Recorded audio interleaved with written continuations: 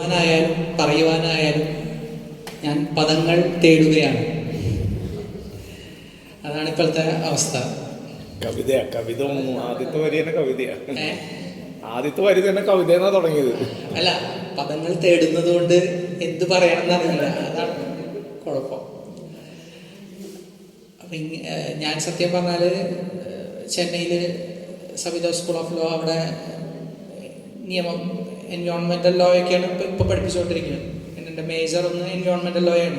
അപ്പോൾ അവിടെ നമ്മൾ പഠിപ്പിച്ചുകൊണ്ടിരിക്കുന്നതിൻ്റെ ഇടയിൽ നമ്മൾ എൻവയോൺമെൻറ്റൽ ഹിസ്റ്ററി, എന്തുകൊണ്ട് ഇങ്ങനെ നിയമങ്ങളൊക്കെ വരാൻ കാരണം, ഏത് സമയം തൊട്ട് നമുക്കിങ്ങനെ ഒരു എൻവയോൺമെൻറ്റൽ കോൺഷ്യസ്നെസ് വന്നു. അപ്പോൾ നമുക്ക് ഈ സൈലൻറ്റ് വാലിക്ക് മുമ്പും ആഗോളതലത്തിലൊക്കെ അപ്പോൾ അതുമായി ബന്ധപ്പെട്ടുള്ളൊരു പ്രശസ്ത ബുക്ക് സൈലൻറ്റ് സ്പ്രിങ് എന്നുള്ളതായിരുന്നു.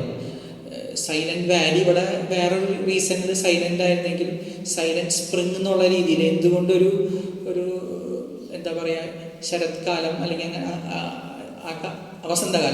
വസന്തകാലം എന്തുകൊണ്ട് സൈലൻ്റ് ആയിപ്പോയി, നിശബ്ദമായ ഒരു വസന്തകാലം എങ്ങനെ സംഭവിച്ചു എന്നുള്ളൊരു ഇതിലായിരുന്നു ആ ബുക്ക് എഴുതിയത്. അത് റേച്ചൽ കാഴ്സൺ എന്നുള്ളൊരു സ്ത്രീ, ഒരു ബോട്ടണിസ്റ്റ് എഴുതിയ ഒരു പുസ്തകമായിരുന്നു. അപ്പോൾ അത് വളരെയധികം പെസ്റ്റിസൈഡ്സും ഇൻസെക്ടിസൈഡ്സും ഒക്കെ ഉപയോഗിച്ചതുകൊണ്ട് സൈലൻ്റായ ഇതായിരുന്നു അവിടുത്തെ നമ്മുടെ സജീവ് സാർ ഇവിടെ നമുക്ക് എന്തുകൊണ്ട് സൈലൻറ്റ് വാലി സൈലൻ്റായി എന്നുള്ള റീസൺ അല്ലായിരുന്നു സൈലൻറ്റ് സ്പ്രിങ് എന്നുള്ള കോൺസെപ്റ്റ്. അത് സത്യം പറഞ്ഞാൽ ഈ ചെറിയ മൈക്രോ ഓർഗാനിസം തൊട്ട് നമ്മൾ ഈ പറയുന്ന ചിത്രശലഭങ്ങളും തവളകളൊക്കെ സൈലൻ്റ് ആയത് നമ്മൾ കാർഷിക വൃത്തിക്കും മറ്റേതുമായി ഉപയോഗിച്ച പെസ്റ്റിസൈഡ്സിൻ്റെ ഇൻഡിസ്ക്രിമിനേറ്റ് യൂസ് ആയതുകൊണ്ട് സംഭവിച്ചു പോയ സംഗതിയാണ്. അപ്പോൾ ആ ഒരു ഇത് കുറേ കാലമായി നമ്മളിങ്ങനെ അതൊക്കെ പറയുന്നത് സൈലൻറ്റ് വാലി, അവിടെ നിന്ന് തന്നെ ഒരു ട്രിപ്പ് വരണം എന്നൊക്കെ ആഗ്രഹം ഉണ്ടായിരുന്നു. പിന്നെ ഇതുപോലെയുള്ള ആൾക്കാരുടെ എൻവയോൺമെൻറ്റൽ കോൺഷ്യസ്നെസ് ആയിട്ടുള്ള പ്രോഗ്രാംസൊക്കെ കണ്ട് ഇങ്ങനെ ഒരു പരിപാടിക്ക് വരണം എന്നുള്ളൊരു ആഗ്രഹത്തിൽ അങ്ങനെ എത്തിപ്പെട്ടതാണ് കവനം എന്നുള്ള പ്രോഗ്രാം.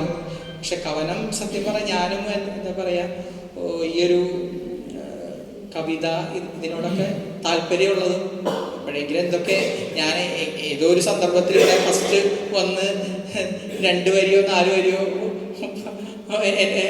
എന്നോട് പറഞ്ഞപ്പോൾ ഞാനൊന്ന് ഒരു ഓളത്തിൽ വന്നങ്ങോട്ട് പറഞ്ഞു. ശരിക്കും ഇത് അവസാനം പറയുന്നെങ്കിൽ ഞാൻ മുന്നിട്ട് വരില്ലായിരുന്നു. അപ്പോൾ അങ്ങനെ സത്യം പറഞ്ഞാൽ വളരെയധികം ഇൻസ്പിറേഷണലായിട്ട് നമ്മളെ പലതരത്തിൽ പല ഏരിയാസിലുള്ള ആൾക്കാർ നമ്മളെ വന്ന് എന്താ പറയുക രാഗി മിനുക്കി കൊണ്ടിരിക്കുന്ന ഒരു സന്ദർഭമാണ്. എന്നുവെച്ചാൽ പല സെക്ടേഴ്സിൽ നിന്നുള്ള ആൾക്കാർ എല്ലാവരും ഈ പറഞ്ഞ മാതിരി ഒരു സമത്വം, ആ ഒരു വലിപ്പ ചെറുപ്പം ഇല്ലാണ്ട് മാഷന്മാർ എല്ലാവരും ചാടാനും തുള്ളാനും നമ്മളെക്കാട്ടി കൂടുതൽ താല്പര്യം നമ്മളെ എന്താ പ്രൊമോട്ട് ചെയ്ത് വന്ന് ഒരു സന്ദർഭങ്ങളാണ് ഇതൊക്കെ. അപ്പോൾ ഇതെല്ലാം നല്ല രീതിയിൽ നെഞ്ചോട് ചേർക്കുന്നു. ഇങ്ങനെയൊക്കെ ഒരു അവസരം തന്ന എല്ലാ ഓരോരുത്തരെ ഞാൻ പേരെടുത്ത് പറയുന്നില്ല, എല്ലാവരെയും ഞാൻ നന്ദിപൂർവ്വം ഓർക്കുന്നു. ഇങ്ങനൊരു അവസരം ഉണ്ടാക്കിയത് നന്ദി, നമസ്കാരം.